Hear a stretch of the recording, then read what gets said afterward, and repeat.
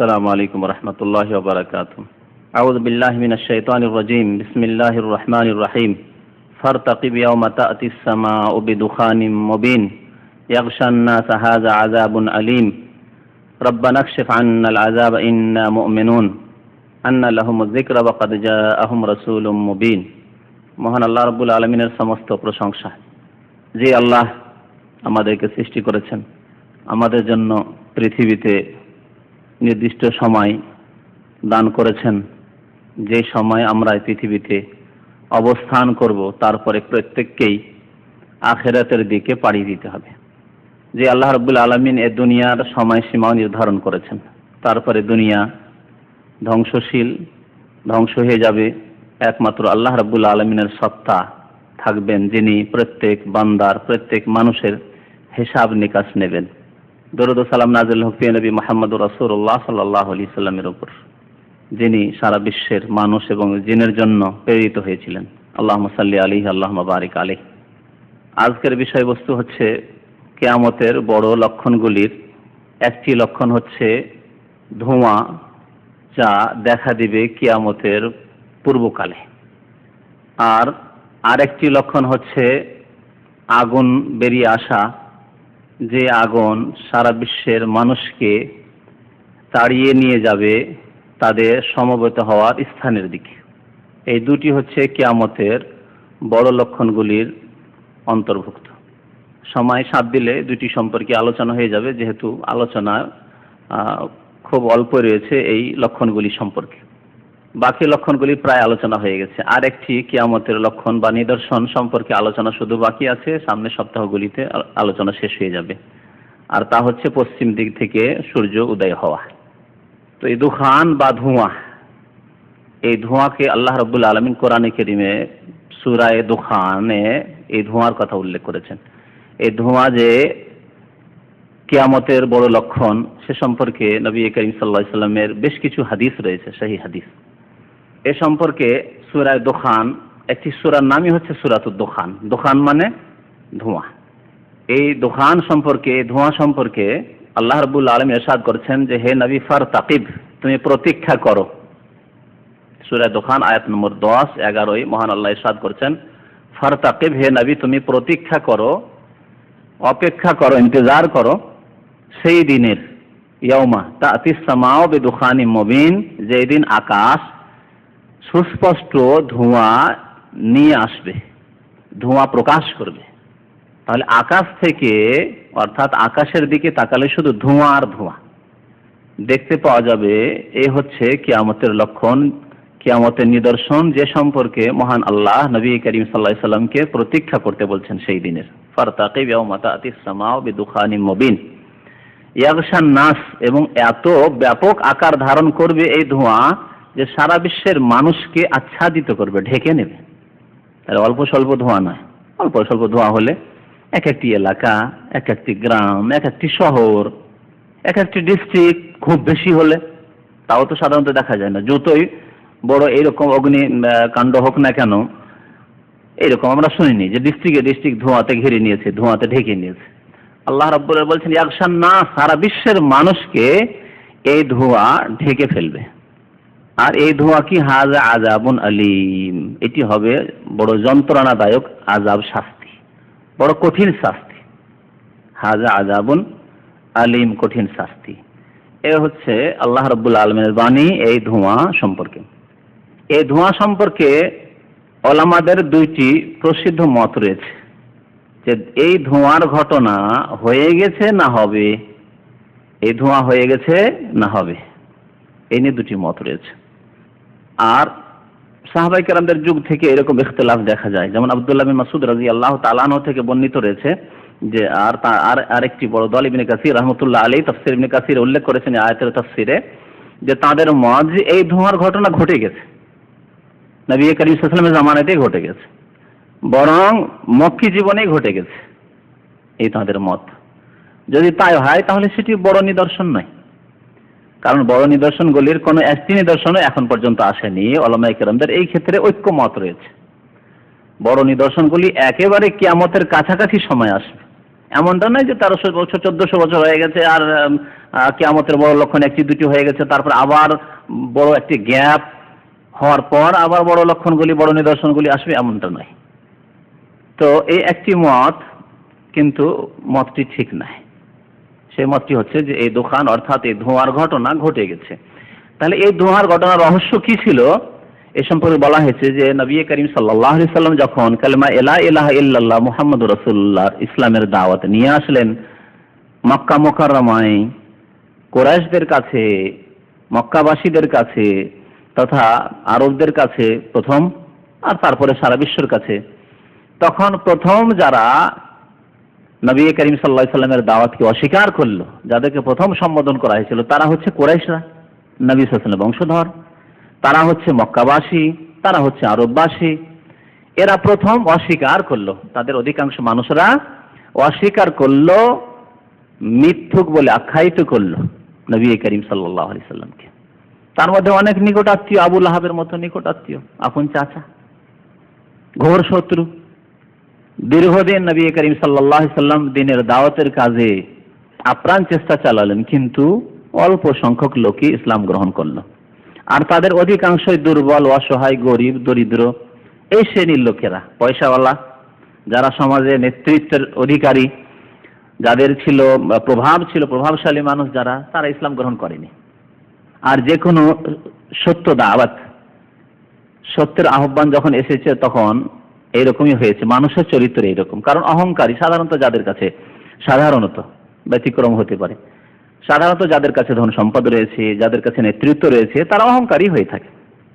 এই অহংকারের কারণে নেতৃত্ব আমাদের কাছে আসতো, আরে নবী হইতাম আমরা, হয়তো আমাদের মধ্য থেকে আসতো, মান সম্মান পেতাম আমরা, পেতাম। ইয়েতিমের ছেলে আবার কোত্থেকে, ইয়েতিম কোত্থেকে, হ্যাঁ, এ ছেলে কোথা থেকে নেতৃত্ব পেয়ে গেল আর তাকে আমাদেরকে নেতা মানতে হবে? অস্বীকার করে ফেললো। বদনসিব, হতভাগা মক্কার লোকের অস্বীকার করলো, তাইফের লোকের অস্বীকার করলো। নবী করিম সাল্লাল্লাহু আলাইহি ওয়াসাল্লাম নিরাশ হলেন না। আল্লাহ রাব্বুল আলামিন সেই মক্কাকে কুফর, শিরক, প্রতিমা পূজা থেকে পাক করলেন। সেই তায়েফকে, সেখানকার দুষ্ট লোকদেরকে আল্লাহ রাব্বুল আলামিন দূর করে দিয়ে সৎ লোকদেরকে সেখানকার মালিকানা দান করলেন। সেখানে ইসলাম প্রতিষ্ঠিত হলো আল্লাহ রাব্বুল আলামিনের ফজল করমে।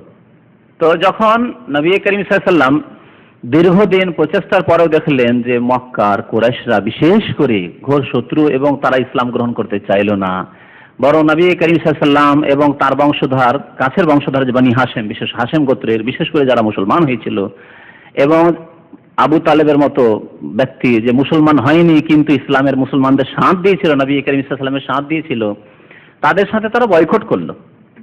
এসব ঘটনা আপনাদের অনেকে জানা রয়েছে। আর প্রত্যেক মুসলমানকে নবী করিম সাল্লাল্লাহু আলাইহি ওয়াসাল্লামের জীবনী পড়া উচিত। জীবনী চর্চা করা নবী করিম সাল্লাল্লাহু আলাইহি ওয়াসাল্লামের একটি বড় ইবাদত। কারণ নবী করিম সাল্লাল্লাহু আলাইহি ওয়াসাল্লামের জীবন হচ্ছে আমাদের জন্য আদর্শ, আমাদের জন্য অনুসরণীয়। আমরা কি করব, যা নবী করিম সাল্লাল্লাহু আলাইহি ওয়াসাল্লাম করেছেন, যা নবী করিম সাল্লাল্লাহু আলাইহি ওয়াসাল্লাম বলেছেন, যেমন নবী সাল্লাল্লাহু আলাইহি ওয়াসাল্লামের জীবন ছিল তেমন আমাদের জীবন হবে। সুতরাং নবী করিম সাল্লাল্লাহু আলাইহি ওয়াসাল্লামের জীবনী পড়তে হবে, পড়াতে হবে, চর্চা করতে হবে, শিখতে হবে, শেখাতে হবে, শুনতে হবে, শোনাতে হবে। এ হচ্ছে ইবাদত নবী করিম সাল্লাল্লাহু আলাইহি ওয়াসাল্লামের জীবন চর্চা করা। তো যখন এরা অস্বীকার করলো, বরং বড় শত্রুতা করলো, উঠে পড়ে লাগলো, নির্যাতন শুরু করলো, নিরীহ মানুষদের ওপর, দুর্বল অসহায় মানুষদের ওপর জুলম অত্যাচার শুরু করলো, নবী করিম সাল্লাল্লাহু আলাইহি সাল্লাম বদদুয়া দিয়েছিলেন, বদদুয়া দিয়েছিলেন মক্কার কুরাইশদেরকে, মক্কার কাফেরদেরকে।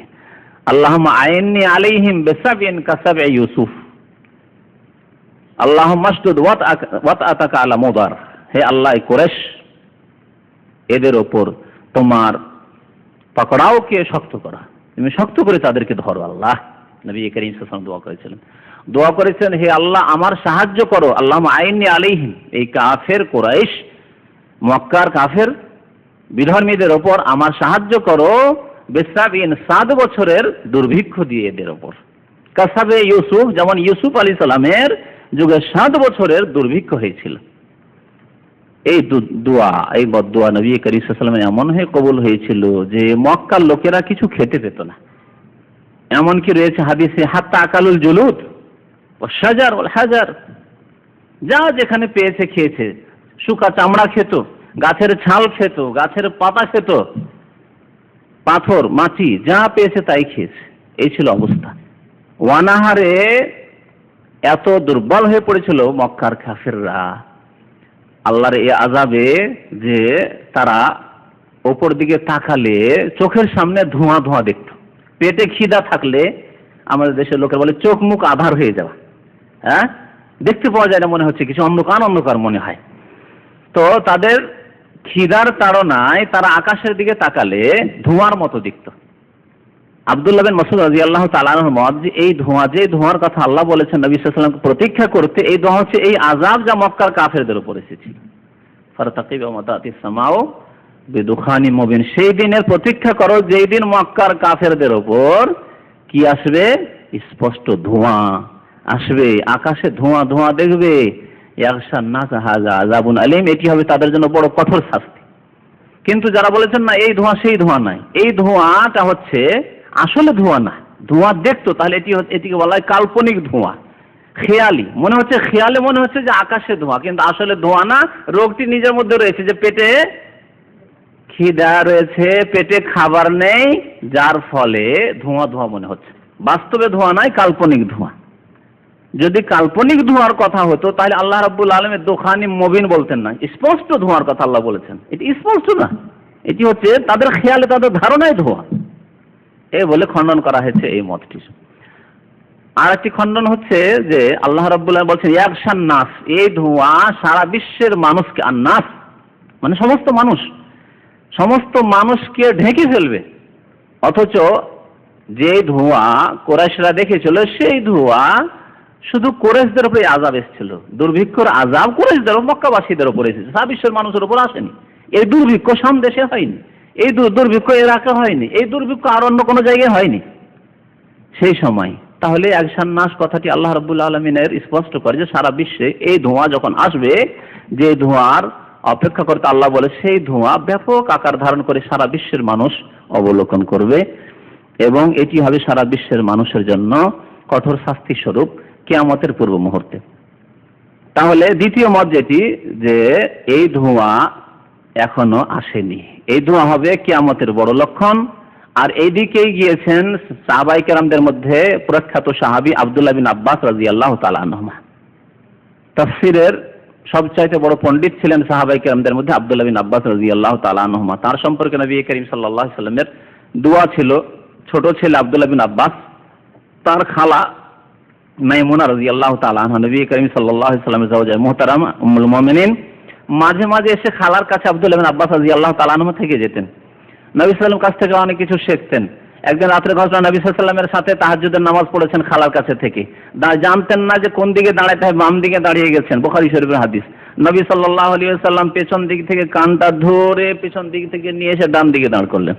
তো আব্দুল্লাহ আব্বাস রাদিয়াল্লাহু তাআলা এত কাছাকাছি নবী করিম সাল্লাল্লাহু আলাইহি ওয়াসাল্লামের থাকতেন, উপরন্ত তিনি চাচাতো ভাই, আব্বাসের ছেলে আব্বাস রাদিয়াল্লাহু তাআলা আনহু নবী করিম সাল্লাল্লাহু আলাইহি ওয়াসাল্লামের চাচা, কুরাইশীও, এবং তার খালা নবী সাল্লাল্লাহু আলাইহি ওয়াসাল্লামের বাড়িতে নবী সাল্লাল্লাহু আলাইহি ওয়াসাল্লাম তাকে দোয়া দিয়েছেন, আল্লাহুম্মা আল্লিমহুল কিতাব ওয়া ফাক্কিহু ফিদ্দিন, হে আল্লাহ তাকে কিতাবের জ্ঞান দান করো। অন্য হাদিস আল্লিমহুত তাওয়িল, আল্লাহ তাকে তাফসীরের জ্ঞান দান করো, এবং তাকে দ্বীন সম্পর্কে পণ্ডিত করো, ফাক্কিহু ফিদ্দিন। নবী করিম সাল্লাল্লাহু আলাইহি ওয়াসাল্লামের এই দুয়ার বরকতে আল্লাহ রাব্বুল আলামিন তাকে কোরআন বোঝার পাণ্ডিত্য দান করেছিলেন। অধিকাংশ ক্ষেত্রে দেখা যায় তাফসীর কিতাবাদি পড়লে যে তাফসীরগুলি হচ্ছে সাহাবায়ে কেরামের তাফসীর, সেগুলিতে আব্দুল্লাহ বিন আব্বাস রাদিয়াল্লাহু তাআলা আনহুমার মত দেখা যায়। তাহলে আব্দুল্লাহ বিন আব্বাস রাদিয়াল্লাহু তাআলা আনহুমার মত হচ্ছে এই আয়াত সম্পর্কে যে এই দুখান অর্থাৎ ধোঁয়া এখনো আসেনি। আর যে ধোঁয়ার কথা বলা হয়েছে যে কুরাইশরা দেখেছিল, সেটি হচ্ছে সীমিত একটি ধোঁয়া, আর সেই ধোঁয়া আসল ধোঁয়া নয়, সেটি হচ্ছে তাদের ধারণায়, তাদের খেয়ালে মনে হইতো ধোঁয়া, কিন্তু যে ধোঁয়া ব্যাপক আকার ধারণ করে আসবে সেটি কিয়ামতের কাছাকাছি সময়ে দেখা যাবে। এ সম্পর্কে আব্দুল্লাহ বিন আব্বাস রাদিয়াল্লাহু তাআলা আনহুমা আর মত এটি, আর এটি হচ্ছে সঠিক। পক্ষান্তরে আব্দুল্লাহ বিন মাসউদ রাদিয়াল্লাহু তাআলা আনহু বলতেন যে না, খামসুন কাদ মাযাইনা, 5টি জিনিস রয়েছে যা হয়ে গেছে, এগুলি আল্লাহর আযাব, এগুলো হয়ে গেছে। তার মধ্যে তিনি বলেছেন চন্দ্র বিদীর্ণ হওয়া, চন্দ্র দুটুকরো হয়ে যাওয়া। যখন মক্কার কাফেররা বলেছিল যে তুমি এমন একটি নিদর্শন দেখাও তাহলে বুঝতে পারবো যে সত্যি তুমি নবী, তাই কি দেখতে চাও তোমরা? এই চাঁদকে যদি দুটুকরো করে দেখাতে পারো তাহলে বুঝবো যে হ্যাঁ সত্যি তুমি নবী। নবী করিম সাল্লাল্লাহু আলাইহি সাল্লামকে আল্লাহ ওহী করলেন যে তুমি শুধু হাতের ইশারা করো, চাঁদ এক্ষুনি দুটুকরো হয়ে যাবে, আর সাফার দুই দিকে। নবী সাল্লাল্লাহু আলাইহি সাল্লাম যেমন ইশারা করা, ইকতারাবাতিস সাআত ওয়ানশাক্কাল কামার, আল্লাহ কোরআনে বলছেন যে ওয়ানশাক্কাল কামার, চন্দ্র বিদীর্ণ হয়ে গেল, চাঁদ দুটুকরো হয়ে সাফা পাহাড়ের দুই দিকে। এখন সাফা পাহাড়ের উপরে বিল্ডিং দেখছেন, ঘর, তাই না? হ্যাঁ, তখন তো খোলা ছিল। সাফা পাহাড়ের দুই দিকে দুই টুকরো চাঁদের। এ দেখার পরেও যারা কাফের, হতভাগা, বদনসিব, ঈমান তো নিয়ে আসলো না, বললো যে আরে আরে এতদিন তো ভাবতাম যে মুহাম্মাদের জাদু শুধু এই পৃথিবীতে জমিনেই চলে, এখন তো দেখছি আকাশেও তার জাদু চলছে, আকাশেও তার জাদু চলছে। আরো বড় জাদুকর বানিয়ে দিল। আল্লাহু আকবার। তো যাকে আল্লাহ হিদায়াত করবে না, তৌফিক দেবে না, ফামা লাহু মিন হাদ, হিদায়াত পাবে না। কিন্তু এর জন্য চেষ্টা করতে হবে। এই নয় যে আল্লাহর উপরে জবরদস্তি কাউকে হিদায়াত করে আর জবরদস্তি কাউকে হিদায়াত করে না, এমনটাও কথা না। কথা হচ্ছে যে যখন আপনি হরকত করবেন তখন বরকত হবে। হরকত আর বরকত বুঝেন তো, মানে নড়াচড়া করতে হবে, তাহলে বরকত আসবে। আপনি সকালবেলা ঘুম ছেড়ে দিয়ে ডিউটিতে যাবেন, কষ্ট হচ্ছে, খুব ঘুম আসছে, তারপর ডিউটিতে যাবেন, তাহলে তো বেতনটা আসবে না। ঘরে শুয়ে শুয়ে বেতন আসবে? কোনোদিন এসেছে না আসবে? তেমনি মসজিদে একটু কষ্ট করে নামাজ পড়তে যাবেন, উযু করবেন, ঠান্ডা পানি হোক আর গরম পানি হোক, নামাজটা পড়বেন, তাহলে আল্লাহ বরকত দিবে, তাহলে আল্লাহ জান্নাতের পথ খুলবে, তাহলে আল্লাহ হিদায়াতের পথ খুলবে। ঘুমটা ছাড়বেন, ফজরের নামাজে যাবেন, জামাত সহ নামাজ পড়বেন, তাহলে আল্লাহ জান্নাতের পথ খুলবে। সত্য মিথ্যা যাচাই করবেন, হক বাতিলের পার্থক্য করবেন, তাহলে আল্লাহ হিদায়াতের তৌফিক দিবে। কালিমা লা ইলাহা ইল্লাল্লাহ মুহাম্মাদুর রাসূলুল্লাহ পড়া তৌফিক দিবে। তো যাই হোক, এই একটি বড় নিদর্শন কিয়ামতের, যা কিয়ামতের পূর্ব মুহূর্তে হবে, এ সম্পর্কে কিছু হাদিস রয়েছে, যে হাদিসগুলো আপনাদেরকে শোনাই। আবু হুরায়রা রাদিয়াল্লাহু তাআলা আনহু বলেছেন, আন্না রাসূলুল্লাহ সাল্লাল্লাহু আলাইহি ওয়াসাল্লাম নবী করিম সাল্লাল্লাহু আলাইহি ওয়াসাল্লাম বলেছেন, বাদিরু বিল আমালি সিত্তান, তোমরা 6টি বিষয় আসার পূর্বে বা 6টি বস্তু আসার পূর্বে তোমরা তাড়াহুড়া করে আমল করে নাও। কেন এই 6টি বস্তু চলে আসলে আর আমল করে লাভ হবে না, তখন আমলের সময় পাবে না, আর তখন তওবাও কবুল হবে না, তখন নিজের সংশোধন করার সুযোগ আর পাবে না। বাদিরু বিল আমালি সিত্তান, 6টির কথা বলেছেন, এই হাদিসের আগেও উল্লেখ করা হয়েছে। তার মধ্যে নবী করিম সাল্লাল্লাহু আলাইহি ওয়াসাল্লাম দুইটি, একটি দাজ্জাল, আর দাজ্জাল ও দুখান। দাজ্জালের সাথে সাথে নবী সাল্লাল্লাহু আলাইহি ওয়াসাল্লাম কি বলেছেন? দুখান, ধোঁয়া। যখন ধোঁয়া চলে আসবে সাবধান, তখন দরজা পুরোপুরি বন্ধ হয়নি তওবার, সংশোধনের, কিন্তু বন্ধ হওয়ার কাছাকাছি সময়। কারণ এর পরে দরজা যখন বন্ধ হবে, সেটা হচ্ছে পশ্চিম দিক থেকে সূর্য উদয় হওয়া, এর পরে পরে হবে। এবং এই কিয়ামতের বড় লক্ষণগুলি সম্পর্কে আমি এর আগে বলেছিলাম যে এই কিয়ামতের বড় লক্ষণগুলির মধ্যে বেশি গ্যাপ থাকবে না, ছোট ছোট লক্ষণগুলির মধ্যে গ্যাপ আছে। দেখেন, আজকে 1400 বছর হয়ে গেল, নবী সাল্লাল্লাহু আলাইহি ওয়াসাল্লামের জামানায় কিছু লক্ষণ দেখা গেছে, তারপরে পরে সাহাবায়ে কেরাম তাবেঈনদের যুগে বেশ কিছু লক্ষণ দেখা গেছে। অযোগ্যদের নেতৃত্ব, অযোগ্যদের মালিকানা, যোগ্য ব্যক্তি সাহাবায়ে কেরাম তাবেঈনদের মধ্যে যোগ্য ব্যক্তি থাকতে ফাসেক লোক, অনেক পাপী, তারা মালিকানায় চলে আসলে, এগুলি কিয়ামতের লক্ষণ ছিল। এমনকি নবী সাল্লাল্লাহু আলাইহি ওয়াসাল্লাম বলেছেন, আমার মত ইন্তেকাল করে একটি কিয়ামতের লক্ষণ। নবী সাল্লাল্লাহু আলাইহি ওয়াসাল্লামের ইন্তেকাল করে একটি কিয়ামতের লক্ষণ। এগুলি হচ্ছে ছোট ছোট লক্ষণ। আর বড় লক্ষণগুলির কেমন হবে? সেগুলি হবে কেমন? খুব তাড়াতাড়ি, খুব তাড়াতাড়ি। নবী সাল্লাল্লাহু আলাইহি ওয়াসাল্লাম উদাহরণ দিয়েছেন এর, যে যেমন দানা থাকে, মালা তৈরি করা দানা দিয়ে, যেমন তসবিহ দেখছেন তো, তসবিতে যে দানাগুলি রয়েছে, তসবির দানা যে সুতায় রয়েছে, সুতা যদি ছিঁড়ে যায় আর ধরে থাকেন, তাহলে থামবে কি? একের পর এক ধার করে পড়ে আপনার যে দানাগুলি আছে সব সাথে সাথে পড়ে শেষ হয়ে যাবে সুতা থেকে। এইভাবে কিয়ামতের বড় লক্ষণগুলি একের পর এক খুব দ্রুত বেগে দেখা দিবে। নবী করিম সাল্লাল্লাহু আলাইহি ওয়াসাল্লামের একটি হাদিস হুযায়ফা বিন আসিদ রাদিয়াল্লাহু তাআলা আনহু বর্ণনা করেছেন, বিস্তারিত হাদিসটি রয়েছে কিয়ামতের লক্ষণগুলি সম্পর্কে, বড় লক্ষণগুলি সম্পর্কে। তার মধ্যে একটি বলেছেন আদ-দুখান, ধোঁয়া, সহিহ মুসলিমের হাদিস। অধিকাংশ হাদিসগুলি সহিহ মুসলিম, সহিহ বুখারীতে রয়েছে। আরেকটি হাদিস আবু মালিক আশআরী রাদিয়াল্লাহু তাআলা আনহু বলেছেন, ক্বালা রাসূলুল্লাহ সাল্লাল্লাহু আলাইহি ওয়াসাল্লাম, ইন্না রাব্বাকুম আনজারাকুম সালাসান, তোমাদের রব আল্লাহ রাব্বুল আলামিন তোমাদেরকে 3টি জিনিস থেকে সতর্ক করছেন। 3টি বিষয় সম্পর্কে সতর্ক করছেন, যে 3টি বিষয় বা 3টি জিনিস যখন দেখে নেবে সাবধান, বা তার আগেই সতর্ক। কখন চলে আসে? হঠাৎ তো আসতে পারে, আছি হঠাৎ চলে আসতে পারে। আজকে সকালবেলা এক ভাই টেলিফোন করেছে যে আগামীকালকে নাকি, আগামীকালকে 29 তারিখ না, 29 তারিখে নাকি সূর্যগ্রহণ, আমার জানা ছিল না। বলছে এরকম পড়লাম না একজন, হতে পারে। তাহলে দেখেন, হঠাৎ করে কালকে সকাল হবে, যদি জানা না থাকে, হঠাৎ করে সূর্যগ্রহণ, জানেন না, হতভম্ব। আল্লাহ রাব্বুল আলামিন জানিয়ে দিয়েছেন যে ধোঁয়া আসবে, আগুন বেরোবে, দাজ্জাল আসবে, ইত্যাদি ইত্যাদি। হঠাৎ করে আসবে, কল্পনা করতে পারেন রাত্রে হঠাৎ করে সকালেই অবস্থা। সুতরাং তার আগে আগেই সতর্ক হও। আল্লাহ রাব্বুল আলামিন তোমাদেরকে তিনটি বিষয় সম্পর্কে সতর্ক করেছেন। তার মধ্যে একটি হচ্ছে আদ-দুখান, ধোঁয়া। এই ধোঁয়া কেমন হবে? যখন ধোঁয়া আসবে, ধোঁয়া যখন দেখা দেবে, তখন মুমিনের অবস্থা একরকম হবে আর কাফের অবস্থা আরেক রকম হবে। নবী করিম সাল্লাল্লাহু আলাইহি ওয়াসাল্লাম ইরশাদ করেছেন, ইয়াখুযুল মুমিনা কাযাকমাতি। ধোঁয়া হলে শ্বাস রুদ্ধ হয়ে যায়, তাই না? বাড়িতে আগুন লেগে যার ধোঁয়া ধোঁয়া থাকে, তাহলে মানুষ এমনিতে মরে যায়, আগে আগুনে জ্বলার আগে বেহুশ হয়ে যায়। তো এই ধোঁয়াতে কি হবে? মুমিনদের সামান্য একটু অবস্থার পরিবর্তন হবে। সেটি কি? একটু হাঁচি আসবে, সর্দি সর্দি ভাব লাগবে। এই ধোঁয়াতে শুধু সর্দি সর্দি ভাব হবে, সর্দি আসবে, আর সর্দি হলে হাঁচি আসে। জাকমা, জোকাম বলে সর্দিকে, সর্দি লাগার মতো। যে ধোঁয়া আসলো, ধোঁয়াতে সর্দি লেগে উঠলো যেন মুমিনকে, এরকম হবে। ওয়ায়াখুযুল কাফিরা, পক্ষান্তরে কাফেরদের কেমন হবে? কাফেরদের নাকে, মুখে, কানে এত ব্যাপক হারে, ব্যাপক পরিমাণে ধোঁয়া প্রবেশ করে ফায়ান্তাসে খোঁজে, কাফের বডি ফুলে উঠবে ধোঁয়াতে। আল্লাহু আকবার। কাফের বডি ফুলে উঠবে এই ধোঁয়াতে। নবী করিম সাল্লাল্লাহু আলাইহি ওয়াসাল্লামের বাণী। তাবারি, ইবনে জারির তাবারি এই হাদিস বর্ণনা করেছেন এবং ইমাম তাবরানী এই হাদিসটি বর্ণনা করেছেন। বলছেন হাত্তা ইয়াখরুজা মিন কুল্লি মাসমাইন মিনহু, আর ঢুকে যাওয়ার পরে যতগুলি রাস্তা পাবে ধোঁয়া বেরো, সব জায়গা থেকে বেরোবে। তার নাক দিয়ে ধোঁয়া বেরোচ্ছে, কান দিয়ে ধোঁয়া বেরোচ্ছে, মুখ দিয়ে ধোঁয়া বেরোচ্ছে, এইরকম অবস্থা হবে কাফের। তাহলে কাফেরের জন্য আযাব, যে আযাবের কথা আল্লাহ রাব্বুল কোরআনে কি বলেছেন? ইয়াউমা তা'তিস সামাউ বিদুখানিম মুবিন, যেদিন আকাশ স্পষ্ট ধোঁয়া নিয়ে আসবে আর ইয়াগশান নাস, সারা বিশ্বের মানুষকে ঢেকে ফেলবে।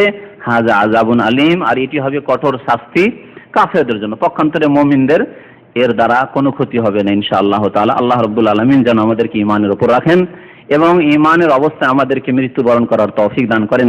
সময় যেহেতু আছে, সুতরাং আরেকটি লক্ষণ সম্পর্কে আলোচনা করে দিই। সেটি হচ্ছে ধোঁয়ার কাছাকাছি। সেটি কি? আগুন। আগুন বেরিয়ে আসা কিয়ামতের একটি বড় লক্ষণ। আর যে আগুনের কাজ হবে সারা বিশ্বের মানুষকে তাড়িয়ে নিয়ে যাওয়া, তাদের সমবেত হওয়ার স্থানের দিকে। সমবেত হওয়ার স্থান কি, সে সম্পর্কে আলোচনা করবো ইনশাআল্লাহ। এই আগুন বেরিয়ে আসা সম্পর্কে মুহাদ্দিসিনগণ বলেছেন, হাদিসের পণ্ডিতগণ, যে এটি হবে সর্বশেষ লক্ষণ। এমনকি সূর্য পশ্চিম দিকে উদয় হওয়ার পরে এই লক্ষণটি দেখা যাবে। এটি নতুন কথা জানলেন তাহলে। কারণ আমরা সাধারণত জানি কি, যে সর্বশেষ দেখা যাবে কি, যে সকালবেলা পশ্চিম দিক থেকে হঠাৎ সূর্য, কিয়ামত। তারপরে পরেই দেখা যাবে যে আগুন বেরিয়েছে, আগুন বেরিয়ে পড়েছে, ব্যাপক আকারে আগুন। এই ছোটখাটো আগুন না, ছোটখাটো এরকম আগুন যা বছরকে বছর মানুষ নেভাতে পারেনি, এরকম কিসা অনেক হয়েছে, এরকম হয়েছে। কিন্তু এই এমন ব্যাপক আকার ধারণ করবে আগুন, আর সারা বিশ্বে ছড়িয়ে যাবে, সমস্ত মানুষকে তাড়িয়ে নিয়ে যাবে এই আগুনে। আর এই আগুন বের হবে কোত্থেকে? নবী করিম সাল্লাল্লাহু আলাইহি ওয়াসাল্লাম কোনখান থেকে? নবী সাল্লাল্লাহু আলাইহি ওয়াসাল্লাম বলেছেন এই আগুন বের হবে ইয়ামান থেকে। ইয়ামানের একটি কার, অর্থাৎ গুহা থেকে বলা হয়েছে। ইয়ামানের একটি গুহা থেকে, গর্ত থেকে আগুন বের হবে। বরং ইয়ামানের মধ্যে নামও বলে দিয়েছেন নবী সাল্লাল্লাহু আলাইহি ওয়াসাল্লাম, মিন কারাতে আদন। ইয়ামানের রাজধানীর নাম সানা এখন না, যখন দক্ষিণ ইয়ামান আর উত্তর ইয়ামান, ইয়ামান দুটি দেশ ছিল, কিন্তু একটি কমিউনিস্ট দেশ ছিল আর একটি কমিউনিস্ট ছিল না, এরকম ছিল না। তারপরে দুইটি ইয়ামান আবার একসাথে হলো। যারা ইয়ামানের ইতিহাস জানেন, এই সোভিয়েত ইউনিয়নের যুগে এরকমই ছিল। তারপরে দুই ইয়ামান আবার এক ইয়ামান হয়েছে। তাহলে যখন দুই ইয়ামান ছিল, তখন সানা ছিল উত্তর ইয়ামানের রাজধানী, আর আদান ছিল দক্ষিণ ইয়ামানের রাজধানী। তো আদানও একটি বড় শহর। এই আদানের এক গর্ত থেকে বা গুহা থেকে এই আগুন বের হবে। আর একটি হাদিস রয়েছে যে হাজারামুত একটি শহর ইয়ামানের, এই হাজারামুতের সমুদ্র থেকে, মিন বাহরে হাজারামুতের সমুদ্র থেকে আগুন বেরোবে। হাজারামুতের পাশেই যে সমুদ্র রয়েছে, সেই সমুদ্রের নাম হচ্ছে আরব সাগর। ভারত সাগর, তারপর আরব সাগর বলা হচ্ছে দক্ষিণ দিকটাকে, তারপরে তখন শুরু হচ্ছে লোহিত সাগর। তো এই যে এলাকাটিকে বলা হচ্ছে আরব সাগর, এটি হাজরামতের একেবারে কাছাকাছি। তো হাজরামতের সমুদ্র, অর্থাৎ এই আরব সাগর থেকে আগুন বেরোবে, মানে ওর কাছাকাছি জায়গায়। আদান শহরটি ওই সমুদ্রের একেবারে তীরেই রয়েছে, সেখান থেকে আগুনটি বেরোবে। এ সম্পর্কে বিভিন্ন রকমের হাদিস রয়েছে। একটি হাদিস হুযায়ফা রাদিয়াল্লাহু তাআলা আনহু এই সম্পর্কে রয়েছে। কোরআনে কারিমে এই আগুন সম্পর্কে কিছু বলা হয়নি। ধোঁয়া সম্পর্কে জানলেন যে কোরআনে কারিমে ধোঁয়ার কথা আল্লাহ বলেছেন। আগুন সম্পর্কে নবী করিম সাল্লাল্লাহু আলাইহি ওয়াসাল্লাম বলেছেন যে কিয়ামতের বড় লক্ষণগুলি সেগুলি বয়ান করার পরে শেষখানে বলেছেন ওয়া আখিরু যালিকা, সর্বশেষে। এই হাদিস স্পষ্ট করে যে সবশেষের বড় লক্ষণ হচ্ছে এই আগুন বেরিয়ে আসা ইয়ামান দেশ থেকে। ওয়া আখিরু যালিকা নারুন, আগুন তাখরুজু মিনাল ইয়ামান, ইয়ামান থেকে আগুন বের হবে, দেখা দেবে তাতরুদুন নাস ইলা মাহশারিহিম, এবং তাদেরকে তাড়িয়ে নিয়ে যাবে ইলা মাহশারিহিম, তাদের সমবেত স্থলের দিকে। হাদিসটি মুসলিম শরীফের হাদিস। দ্বিতীয় হাদিস হুযায়ফা রাদিয়াল্লাহু তাআলা আনহু বর্ণনা করেছেন ওয়া নারুন তাখরুজু মিন কারাতি আদন, আদানের এক গুহা থেকে এই আগুন বের হবে, তোরাহেলুন নাস, আর লোকদেরকে তাড়িয়ে বিতাড়িত করে নিয়ে। মুসনাদ আহমদের হাদিস রয়েছে, হাদিসটি সহিহ। আব্দুল্লাহ বিন ওমর রাদিয়াল্লাহু তাআলা আনহু হাদিস বর্ণনা করেছেন ক্বালা রাসূলুল্লাহ সাল্লাল্লাহু আলাইহি ওয়াসাল্লাম সাতাখরুজু নারুন মিন হাযরামুত, হাযরামুত থেকে হাদিসে বলা, কাছাকাছি সব জায়গাগুলি। আও মিন বাহরি হাযরামুত ক্বাবলা ইয়াউমিল কিয়ামা, কিয়ামতের পূর্ব মুহূর্তে তাহশুরুন নাস, এবং লোকদেরকে সমবেত করে। মুসনাদ আহমদ এবং তিরমিজির হাদিস। আনাস রাদিয়াল্লাহু তাআলা আনহু বলছেন যে আব্দুল্লাহ বিন সালাম নামক এক ইহুদি ছিলেন। মদিনায় যখন নবী করিম সাল্লাল্লাহু আলাইহি ওয়াসাল্লাম হিজরত করে আসেন তখন ইহুদিদের আলেম ছিলেন আব্দুল্লাহ বিন সালাম। ইহুদিরা বসবাস করতো মদিনায়। আব্দুল্লাহ বিন সালাম ভাবলেন যে এই লোক যার সম্পর্কে নবী নবী শুনছি, তাওরাত ইনজিলে তো পড়েছে একজন নবী আসবেন, তবে তিনি তো মক্কা থেকে আসার কথা না। তাদের এইরকমই ধারণা, মানে তাদের এইরকম পুরোপুরি ধারণা বিশ্বাস ছিল যে এতগুলি আগের নবীগুলি সব বনি ইসরায়েল থেকে এসেছে, সুতরাং আমাদের গোত্রে আসবে, ইসমাইল গোত্রে হতে পারে না, অর্থাৎ আরবদের মধ্য থেকে হতে পারে না, হিব্রু ভাষাভাষী হবে, আরবি ভাষাভাষী হবে না, শাম দেশ থেকে আসবে, প্যালেস্টাইন থেকে আসবে। মক্কা সম্পর্কে তাদের কল্পনা ছিল না। কিন্তু আল্লাহ রাব্বুল আলামিনের মনোনয়ন হয়েছে, নির্বাচন হয়েছে মক্কায়। মক্কায় কুরাইশদের মধ্য থেকে আল্লাহ বাছাই করেছেন প্রিয় নবী মুহাম্মদ সাল্লাল্লাহু আলাইহি ওয়াসাল্লামকে। আব্দুল্লাহ বিন সালাম বলছেন যে আমার ইচ্ছা হলো, বড় হাদিস রয়েছে তার একটি অংশ, যে দেখি গিয়ে অনেক লোক যাচ্ছে দেখা করতে, সে মুসলমান হয়নি তখন, আর দেখলে বুঝতে পারবো এবং তাকে জিজ্ঞাসা করবো কিছু প্রশ্ন যদি সঠিক উত্তর দিয়ে দিতে পারেন তাহলে জানবো যে সত্যি সত্যি নবী, আর যদি উত্তর সঠিক না পাই তাহলে বুঝবো যে না, আমি সতর্ক। তাহলে যখন এলাম, আব্দুল্লাহ বিন সালাম বলছেন, আসার পরে নবী সাল্লাল্লাহু আলাইহি ওয়াসাল্লামের এই নূরানি চেহারা, এত সুন্দর চেহারা, চাঁদ চাইতে সুন্দর নবী সাল্লাল্লাহু আলাইহি ওয়াসাল্লামের চেহারা দেখার পরে আমার ইয়াকিন হয়ে গেল, দৃঢ় বিশ্বাস হয়ে গেল, ইন্না হাযাল ওয়াজহু লাইসা ওয়াজহু কাযযাব, এই চেহারা, এত সুন্দর চেহারা মিথ্যুকের চেহারা হতে পারে না, মিথ্যুকের চেহারা হতে পারে না। সুবহানাল্লাহ, তার কথা।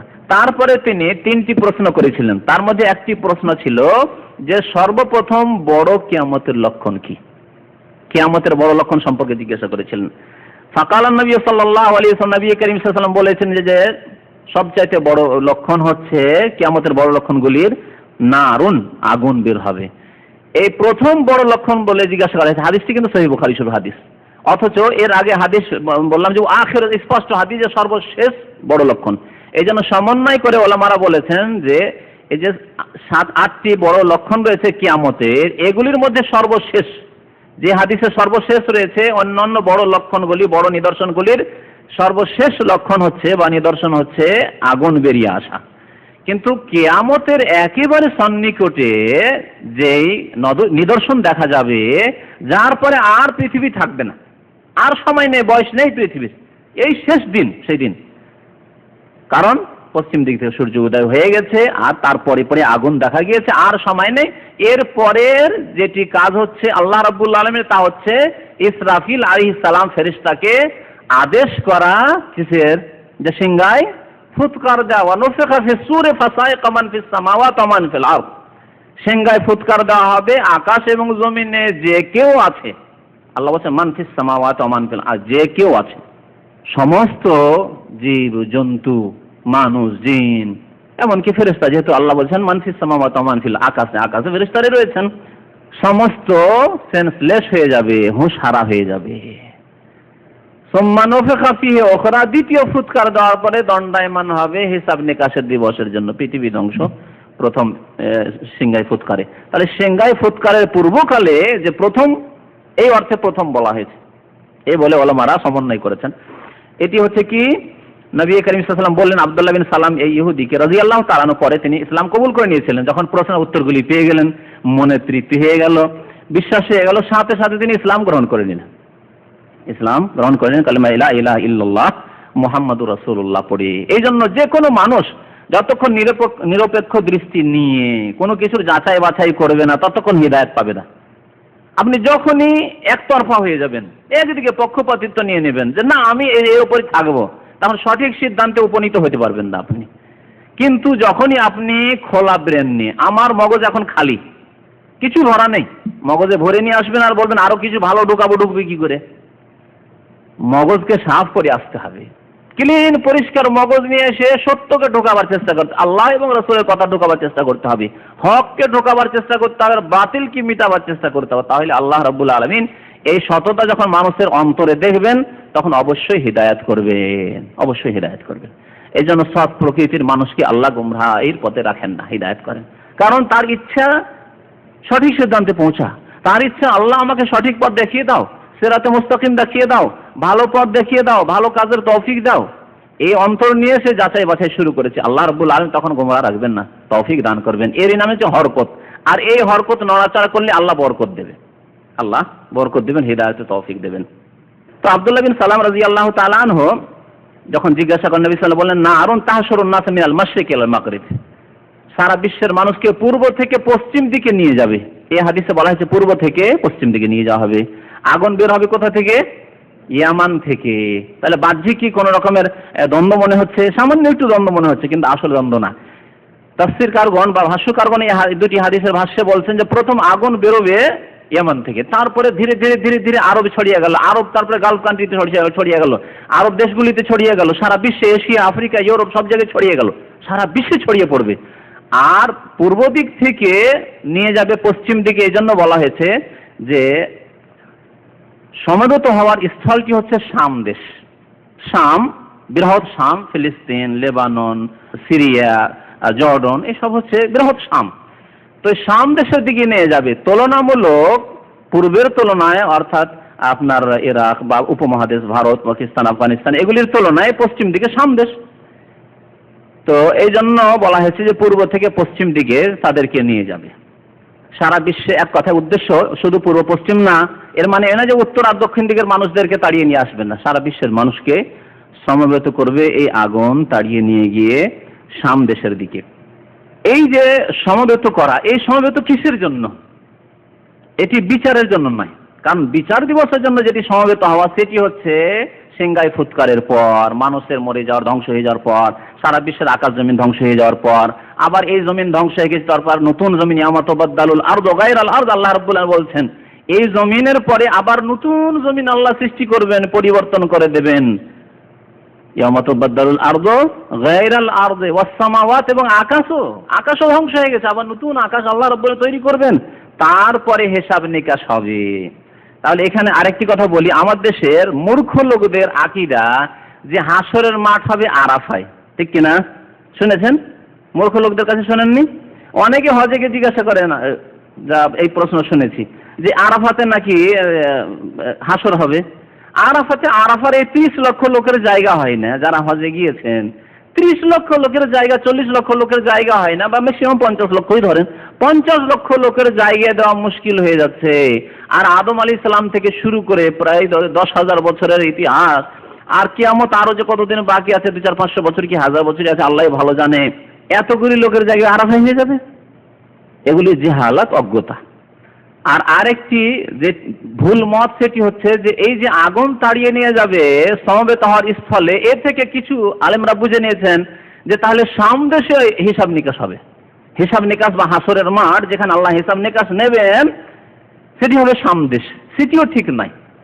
এই জন্য ওলামারা বলেছেন যে এই সমবেত হওয়া হচ্ছে পৃথিবী ধ্বংস হওয়ার পূর্ব মুহূর্তখানে, আর তারপরে পৃথিবী ধ্বংস হয়ে যাওয়ার পরে নতুন জমিনে নতুন পৃথিবী আল্লাহ রাব্বুল আলামিন আবার কবর থেকে সবকে উঠিয়ে হিসাব নিকাশ নেওয়ার জন্য সমবেত করবেন, সেটি হচ্ছে হাসরুল আখিরাহ। তাহলে দুইটি হাসর, হাসর মানে সমবেত করা, জমায়েত করা, একত্রিতকরণ। তাহলে দুনিয়ায় আগুন তাড়িয়ে নিয়ে গিয়ে জমা করবে, কিয়ামতের পূর্ব মুহূর্তে দৌড় দিবে, ছুটবে সব কোন দিকে? শাম দেশের দিকে। আর পৃথিবী ধ্বংস হয়ে যাওয়ার পরে যেটি হাসর হবে সেটি হবে হাসরুল আখিরাহ। দুনিয়ার যেটি হাসর সমবেত হয় একত্রীকরণ, সেটি হচ্ছে হাসরুদ দুনিয়া। এই কথাটি হচ্ছে সঠিক উলামায়ে কেরামদের মতগুলির মধ্যে। এ সম্পর্কে একটি হাদিস রয়েছে যে এই পৃথিবীতে যে সমবেত হবে সারা বিশ্বের মানুষরা ধীরে ধীরে সামদেশের দিকে আসতে শুরু করবে, এটি 3 রকম ভাবে হবে। নবী করিম সাল্লাল্লাহু আলাইহি ওয়াসাল্লাম একটি হাদিসে রয়েছে, এই আগুন যখন দেখা দিবে ইয়ামান থেকে, তারপরে সারা বিশ্বের মানুষরা ধীরে ধীরে চলে আসবে ঝাঁপিয়ে সামদেশের দিকে। এটি 3 প্রকার ভাবে হবে। ইউহশারুন নাসু ইয়াউমাল কিয়ামাতি আলা সালাসাতে তারাইক, একটি হাদিসে নবী সাল্লাল্লাহু আলাইহি ওয়াসাল্লাম বলেছেন যে মানুষকে 3 রকম ভাবে সমবেত করা হবে। এক রকম দল হবে ফাওজুন রাগিবুনা, এক দল হবে যারা সৎ প্রকৃতির মানুষ, যাদের কোনো চিন্তা নেই, কারণ সৎ প্রকারের মানুষের চিন্তা নেই। ওদের ইয়াকিন আছে যে আমাদের ঈমান ভালো ছিল, সৎ আমল ছিল, 5 ওয়াক্ত নামাজি ছিলাম, ধার্মিক ছিলাম, কাবিরা গুনাহ করিনি, ইচ্ছা করে বড় ভুল করিনি, আল্লাহ আমাদের জন্য মাফ করবেন ইনশাআল্লাহ তাআলা। তো এরা আল্লাহর দিকে আগ্রহী হবে এবং তামেউনা, এবং আল্লাহর কাছে আশাবাদী হবে যে আমরা আল্লাহর কাছে মঙ্গলই পাবো। কাসুনা রাকিবুনা, এবং কাপড় পরিধান করে থাকবে। আর কি থাকবে? রাকিবুনা, এরা সওয়ারিতে চেপে থাকবে, যানবাহনে চেপে থাকবে। কিয়ামতের দিনের যেটি সমবেত হওয়া হবে তাতে না শরীরে কাপড় থাকবে, আর না কোথায় সওয়ারি পাবে, তখন যানবাহন থাকবে না, সবাই কবর থেকে উঠে উঠে পায়ে হেঁটে যাবে। ইয়াউমা ইয়াকুমুন নাসু লিরাব্বিল আলামিন। নবী করিম সাল্লাল্লাহু আলাইহি ওয়াসাল্লাম বলেছেন কিয়ামতের দিনে হিসাব নিকাশের জন্য, জবাবদাহির জন্য যখন হাসরের মাঠে উপস্থিত হবে, ইউশারুন নাসু ইয়াউমাল কিয়ামা, কিয়ামতের দিন হুফাতান উরাতান গুরলা, খালি পায়ে, জুতো স্যান্ডেল থাকবে না, উরাতান উলঙ্গ অবস্থায়, কোনো কাপড় থাকবে না শরীরে। কাপড় পাবে কোথায়? কবর থেকে সব উঠেছে। গুরলান, এবং মানুষ যেমন ভাবে মায়ের পেট থেকে জন্ম নিয়েছে ওই অবস্থায়, যারা খাতনা করেছে খাতনা থাকবে না, খাতনাবিহীন, গুরলান না খাতনাবিহীন। এবং সহিহ বুখারীর হাদিস, নবী সাল্লাল্লাহু আলাইহি ওয়াসাল্লাম বলছেন যে আউয়াল মা ইউকসা ইব্রাহিম আলাইহিস সালাতু ওয়াস সালাম, এবং সর্বপ্রথম যাকে আল্লাহ কাপড় দেবেন পরার জন্য তিনি হচ্ছেন ইব্রাহিম আলাইহিস সালাতু ওয়াস সালাম খলিলুল্লাহ। ইব্রাহিম আলাইহিস সালামকে এই ক্ষেত্রে আল্লাহ শ্রেষ্ঠত্ব দান করেছে। প্রথম কাপড় দেবেন আল্লাহ ইব্রাহিম আলাইহিস সালামকে। আগুনে তাকে নিক্ষেপ করা হয়েছিল, নমরুদের আগুনে, সেই জন্য আল্লাহ রাব্বুল আলামিন হয়তো তাকে এই সম্মান দেবেন যে প্রথম তাকে এই কাপড় দেওয়া হবে। তো এই একদল হবে। দ্বিতীয় দল সম্পর্কে দুনিয়ার যেটি হাসর সমবেত হওয়া সামদেশের দিকে বলছেন ফাওজুন ইয়ামশুনা তারাতান ইয়ারকাবুনা উখরা, আর একদল হবে যে একবার পায়ে হেঁটে যাবে, কিছুক্ষণ পায়ে হাঁটবে, আর কিছুক্ষণ সওয়ারিতে চাপবে। কারণ সওয়ারির এত স্বল্পতা হবে, যানবাহনের এত অভাব হবে যে অল্টারনেট, কিছুক্ষণ পায়ে হাঁটবে আর কিছু লোক সওয়ার হয়ে আছে, আবার যারা সওয়ার হয়ে আছে ওরা নেমে গিয়ে পায়ে হাঁটবে আর তারা অন্যরা সওয়ার হবে। এইভাবে তারা যাবে। দ্বিতীয় দল, তাহলে দ্বিতীয় দলের মধ্যে অনেকটাই সততা আছে, যারা সওয়ারি তো পাবে কিন্তু পর্যাপ্ত পরিমাণে যানবাহনের ব্যবস্থা বা সওয়ারির ব্যবস্থা পাবে না। বরং এই সওয়ারি সম্পর্কে নবী সাল্লাল্লাহু আলাইহি ওয়াসাল্লাম হাদিস আছে যে এই সওয়ারি হবে উটের সওয়ারি।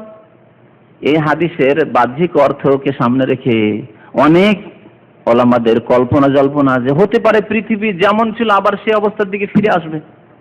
অসম্ভব কিছু নেই যে পৃথিবীর যান্ত্রিক সভ্যতা সব ধ্বংস হয়ে যাবে, পৃথিবীর সবকিছু অকেজ হয়ে যাবে, আর আবার যেমন উটের পিঠে চাপতো বেদুইনরা তেমন উটের পিঠে চাপা ছাড়া আর কোনো অবস্থা থাকবে না। হতে পারে, আল্লাহ রাব্বুল আলামিন ভালো জানে এই সম্পর্কে।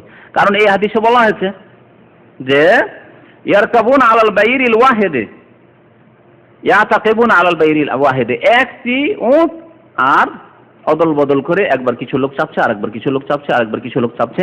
বরং হাদিসটি পরে বলছে যে এক একটি উটের ওপর 3 জন, 4 জন, 5 জন, 7 জন, 10 জন করে সওয়ার হবে, বদলে বদলে যতজন সওয়ার হতে পারছে একসাথে 2 জন 3 জন, আবার ওরা নেমে গেল আর অন্যরা চাপলো। তাহলে উটের কথা নবী করিম সাল্লাল্লাহু আলাইহি ওয়াসাল্লাম এই হাদিসে বলেছেন। আর নবী করিম সাল্লাল্লাহু আলাইহি ওয়াসাল্লাম সম্পর্কে আপনারা জানেন কোরআনের কথা, ওমা ইয়ানতিকু আনিল হাওয়া, নিজের পক্ষ থেকে খেয়াল খুশি কোনো কথা বলেননি। তাহলে তিনি উটের কথা বলেছেন ইন হুয়া ইল্লা ওয়াহয়ুন ইউহা, ওহী ভিত্তিক কথা বলেছেন নবী করিম সাল্লাল্লাহু আলাইহি ওয়াসাল্লাম। আর এগুলো হচ্ছে ঈমান বিল গায়ব, না দেখে বিশ্বাস করা, অদৃশ্যে বিশ্বাস করা, বাহ্যিক অকল্পনীয় মনে হচ্ছে, অসম্ভব মনে হচ্ছে, সেগুলি বিশ্বাস করা। অসম্ভব কিছু নেই, কারণ আল্লাহ বলেছেন, মাতা রাসূল সাল্লাল্লাহু আলাইহি ওয়াসাল্লাম বলেছেন। তৃতীয় শ্রেণীর মানুষ যাদেরকে আগুনে তাড়িয়ে নিয়ে যাবে, তারা ভয়ে ভীত এবং তাদেরকে তাড়িয়ে নিয়ে যাবে বদ প্রকৃতির মানুষ।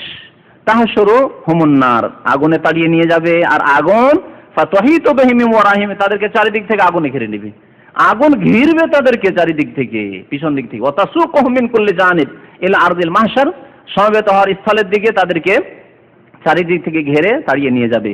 ওমান তাখাল্লাফা, আর যে ভাববে যে না আমি কোন রকম উদ্ধার হবো, এই যেদিকে আমার তাড়িয়ে নিয়েছে ওইদিকে যাবো না, অন্যদিকে, আকালাথুন্নার, আগুনে ভক্ষণ করে ফেলবে, জ্বালিয়ে ফেলবে। এ সম্পর্কে আবু হুরায়রা রাদিয়াল্লাহু তাআলা আনহু প্রসিদ্ধ হাদিস রয়েছে, নবী সাল্লাল্লাহু আলাইহি ওয়াসাল্লাম বলেছেন ইউহশারুন নাসু আলা সালাসি তারাইক, মানুষকে তিন রকম ভাবে সমবেত করা হবে। তৃতীয় শ্রেণীর মানুষ, যাদের সম্পর্ক আজকের বিষয়বস্তুর সাথে এই আগুন বেরিয়ে আসা কিয়ামতের বড় নিদর্শন। ওয়া ইউহশারু বাকিয়াতাহুম আন-নার, তৃতীয় শ্রেণীর মানুষদেরকে আগুনে তাড়িয়ে নিয়ে যাবে। তাকিলু মা হাইসু কালু, যেখানে তারা অবস্থান করবে সেখানে আগুন অবস্থান করবে। কোন জায়গায় রাস্তায় অবস্থান করেছে আরামের জন্য, সেখানে আগুন প্রস্তুতি আছে তাদেরকে ধাক্কা দিয়ে নিয়ে যাওয়ার জন্য। অতাবিতু মা হাইসু বাতু, রাত হয়ে গেছে কোথাও আরামের জন্য, সেখানে আগুন উপস্থিত। অতুসবিহু মা হাইসু আসবাহু, যেখানে সকাল হবে তাদের আগুনও সেখানে, আগুনেরও সকাল হবে।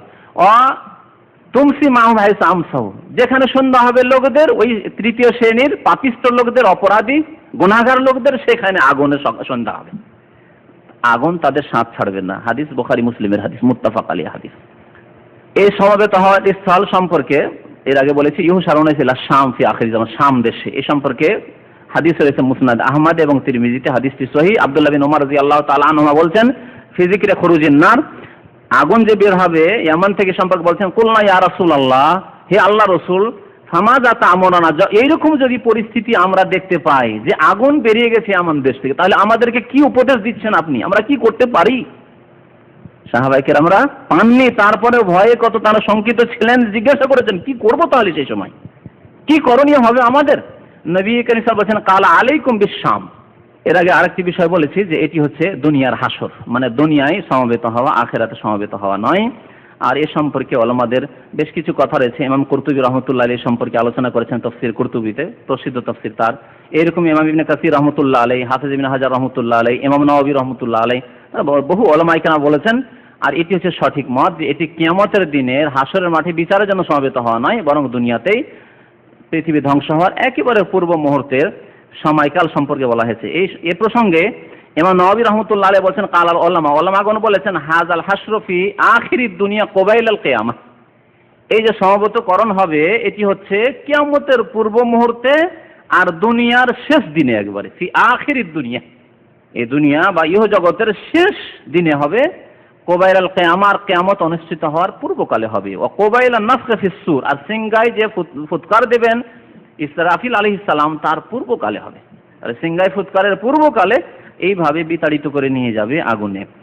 কারণ নবী করিম সাল্লাল্লাহু আলাইহি ওয়াসাল্লামের ওই হাদিসে তাহাসুর বাকিয়াতুন নার ওয়া আম্মা হাসরুল আখিরা, আখিরাতের হাসর সম্পর্কে, আখিরাতে যে সারা বিশ্বের মানুষকে এক জায়গায় জমা করা হবে, একত্রিত করা হবে এবং প্রত্যেকের হিসাব নেওয়া হবে, সেই ক্ষেত্রে নবী সাল্লাল্লাহু আলাইহি ওয়াসাল্লামের যে হাদিস বললাম যে মুমিন হোক আর কাফের হোক, ইউহশারুনা হুফাতান ওরাতান গুরলান, উলঙ্গ হয়ে, খালি পায়ে, খালি শরীরে এবং আপনার বিন খাতনাবিহীন এই অবস্থায় আসবে, যেমন বুখারী শরীফে রয়েছে। মা আয়েশা রাদিয়াল্লাহু তাআলা আনহা এই হাদিসে যখন নবী সাল্লাল্লাহু আলাইহি ওয়াসাল্লাম বললেন যে কিয়ামতের মাঠে সবাই উলঙ্গ অবস্থায় আসবে, জিজ্ঞাসা করেছিলেন নবী সাল্লাল্লাহু আলাইহি ওয়াসাল্লামকে যে আর রিজাল ওয়ান নিসাউ জামিয়ান ইয়া রাসূলুল্লাহ, নারী পুরুষ সারা বিশ্বে এত মানুষ সবাই একত্রিত হবে আর উলঙ্গ অবস্থায়, এ কেমন দৃশ্য হবে? আল্লাহু আকবার, কি অবস্থা হবে? তাহলে ইয়ানজুরু বাযুহুম ইলা বায, একে অপরের দিকে তাকাবে। আশ্চর্য হচ্ছেন কে? আয়েশা রাদিয়াল্লাহু তাআলা আনহা। নবী করিম সাল্লাল্লাহু আলাইহি ওয়াসাল্লাম কি বলছেন? ইয়া আয়েশা তু আল আমরু আশাদ্দু মিন আন ইয়ানজুরা বাযুহুম ইলা বায, তখনকার যে ভয়াবহ অবস্থা হবে কিয়ামতের, সেই দিন মানুষের ভ্রুক্ষেপ থাকবে না যে কে কি অবস্থায় আছে। একটি যদি বড় ধরনের অ্যাক্সিডেন্ট, গাড়ির অ্যাক্সিডেন্ট বা কোনো রকম অ্যাক্সিডেন্ট হয়ে যায় বা বাড়িতে আগুন লেগে গেছে, তখন মানুষের হুঁশ দিশা থাকে না যে কে থাকলো ঘরে, আর ছেলে বেরোলো কিনা, মেয়ে বেরোলো কিনা, মূল্যবান ধন সম্পদ, সোনা দানা, টাকা পয়সা কি হলো না হলো, নিজের জীবনটা নিয়ে পালা কি পালা, ভাগো এখান থেকে, হ্যাঁ ঠিক না? এই হয় মানুষের অবস্থা দুনিয়াতে। তাহলে কিয়ামতের ভয়াবহ অবস্থায় যে সম্পর্কে আল্লাহ রাব্বুল আলামিন সূরা হজের প্রথম দিকে বলেছেন যে সেদিন কি হবে, ওয়াতাদাউ কুল্লু যাতি হামলিন হামলাহা, যদি সেই দিন গর্ভধারণকারিণী থাকতো, পেটে গর্ভ নিয়ে থাকতো, তাহলে কি হতো, টের পেত না তার প্রসব হয়ে যেত। বাচ্চা যে খালাস হয়ে গেছে, প্রসব হয়ে গেছে, টের পেত না। অথচ সবাই জানেন যে প্রসব বেদনায় কত কষ্ট, ধারণা তো আছে, আইডিয়া আছে। ওয়াতাদাউ কুল্লু জাতি হামলিন হামলাহা, আর কি ওয়াতারান নাসা সুকারা, এবং মানুষকে মনে হবে নেশাগ্রস্ত অবস্থায়। নেশাগ্রস্ত একজন মানুষ, হুঁশ দিশা আছে, রাস্তা দিয়ে মদ খেয়ে যাচ্ছে, নেশাগ্রস্ত অবস্থায়, কোনো হুঁশ দিশা নেই। কিছুক্ষণ পরে যখন তার হুঁশ ফিরে এসছে, সে জানেও না কোনখান দিয়ে গেলাম, কার সাথে কি বললাম, কাউকে গাল দিলাম, কাউকে মারলাম, কিছুই জানে না সে। আল্লাহ রাব্বুল বলছেন কিয়ামতের ভয়াবহতায় কি হবে, ওয়াতারান নাসা সুকারা ওয়া মা হুম বিসুকারা, লোকদেরকে মনে হবে যে তারা নেশাগ্রস্ত হয়ে রয়েছে, অথচ তারা নেশাগ্রস্ত নয়। ওয়ালাকিন্না আযাবাল্লাহি শাদীদ, বরং মহান আল্লাহর আযাব বড়ই শক্ত সেই দিন হবে, ভয়াবহতা খুব জবরদস্ত হবে, যার ফলে মানুষের হুঁশ দিশে কিছুই থাকবে না। এই অবস্থায় কিয়ামতে সমবেত হবে। এই ছিল আজকে আলোচনা এই দুইটি বিষয় সম্পর্কে। একটি হচ্ছে ধোঁয়া, যা কিয়ামতের বড় নিদর্শন, আর একটি হচ্ছে আগুন বেরিয়ে আসা, যা কিয়ামতের একটি বড় নিদর্শন।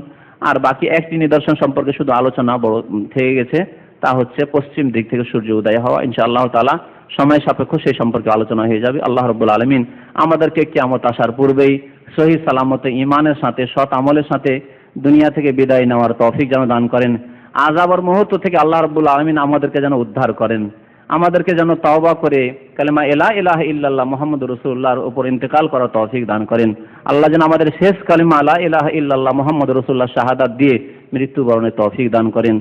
আল্লাহুম্মা জাল আখির কালামিনা ইনদাল মাউত লা ইলাহা ইল্লাল্লাহ মুহাম্মাদুর রাসূলুল্লাহ। আল্লাহ রাব্বুল আলামিন আমাদের আত্মীয়-স্বজনদের গুনাহ খাতা মাফ করেন, আমাদের মাতা-পিতার গুনাহ খাতা মাফ করেন, আমাদের দাদা-দাদি আত্মীয়-স্বজন যারা রয়েছে, যারা ইন্তেকাল করেছেন, তাদের গুনাহ খাতা মাফ করে জান্নাতুল ফিরদাউস দান করেন, তাদের কবর আযাবকে যেন দূর করে দেন, তাদের জাহান্নামের আযাবকে যেন দূর করে দেন। আল্লাহ রাব্বুল আলামিন আমাদের আত্মীয়-স্বজনদের মধ্যে যারা বিভ্রান্ত হয়ে রয়েছে, গোমরাহ হয়ে রয়েছে, শিরক বিদআতে রয়েছে, বেনামাজি হয়ে রয়েছে, পাপে রয়েছে, আল্লাহ যেন তাদেরকে হিদায়াত দান করেন, তাদেরকে তওবা করার জন্য তৌফিক দান করেন। আমিন। আমাদের মধ্যে যারা অসুস্থ রয়েছেন, আল্লাহ তাদেরকে সুস্থতা দান করেন। আমাদের মধ্যে যারা বিপদে রয়েছেন, তাদের বিপদ যেন দূর করে দেন। আল্লাহ আমাদের জন্য সচ্ছলতা দান করেন, হালাল রিজিক দান করেন, হারাম থেকে বেঁচে থাকার জন্য তৌফিক দান করেন, ঈমান এবং আমানের সাথে যেন আমাদেরকে রাখেন। আমিন। ওয়া সাল্লাল্লাহু আলা নবিয়িনা মুহাম্মদ ওয়া আলা আলিহি ওয়া সাহবিহি আজমাইন।